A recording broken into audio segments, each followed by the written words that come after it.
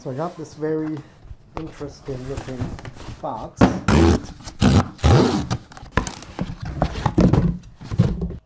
Very interesting. So this is the Adidas Terrex Agravic Speed Ultra.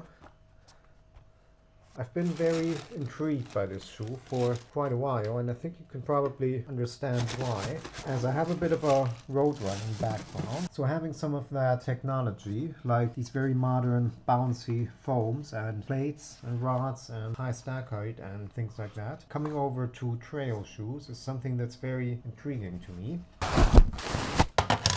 Moment of truth here.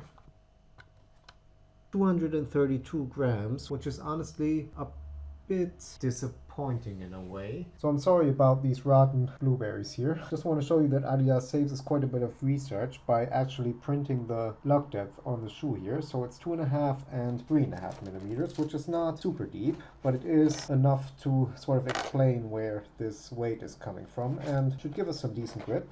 Yeah, I think we've seen enough now, and let's take these for a run. Alright, so about my warm-up, what we have on the cards today is a session of pretty simple 40-minute tempo run, but the thing is, up and down massive hills, so it's pretty easy to explain really. Just go up and down a huge hill for 40 minutes and try not to blow up. And these shoes, so far, wow, they're bouncy. Like, they really do feel like a carbon road racing shoe. Just one thing that's not quite ideal so far is I have heel slip on both shoes. Just in general, I feel like this upper is not really giving very much support. It's just not a lot of structure to it. So, warm up done. I'm giving myself a bit of freedom today on this session because it's currently 32 degrees. I don't want to run myself into the ground here. What I'm going to do is just give it a nice, relatively hard effort, not look at pace or heart rate or anything. So this is the trail we're going up and down on. You can see it's not exactly technical, but the terrain is quite uneven. There are lots of loose rocks and sort of dimples in the road. I think I'll play around with these laces first and see if I can get a better lockdown, and we'll see how we go. Ooh, that was hard. That was definitely very, very difficult. 179 average heart rate. Considering it's over 30 degrees, that was actually really good.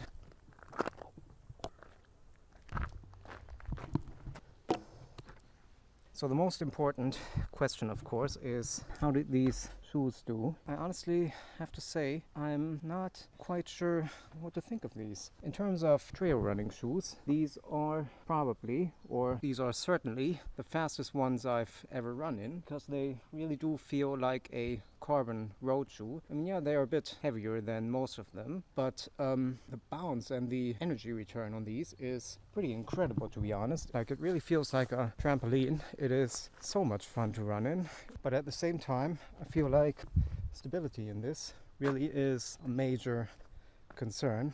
Adidas has done pretty much everything they can to stabilize this midsole. I mean, it's a very, very broad base, and these sidewalls are very, very deep. Your foot is basically sitting here where this line is, so there's like more than a centimeter of foam cradling the foot in. But the big issue with stability here is the upper. Like I said, I was sort of struggling to get a good heel lockdown, and that did improve when I tightened the laces some more. But I feel like this heel counter is so flimsy, and there's not a lot of structure to this upper, that you just feel like running on uneven terrain, like just these sort of rocks here. It really is very wobbly.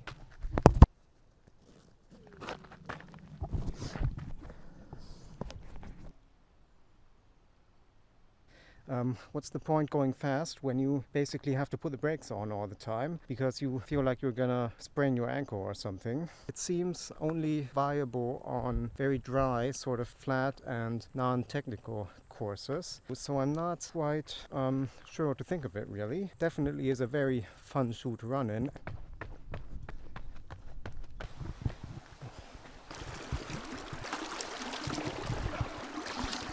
Oh, that feels good.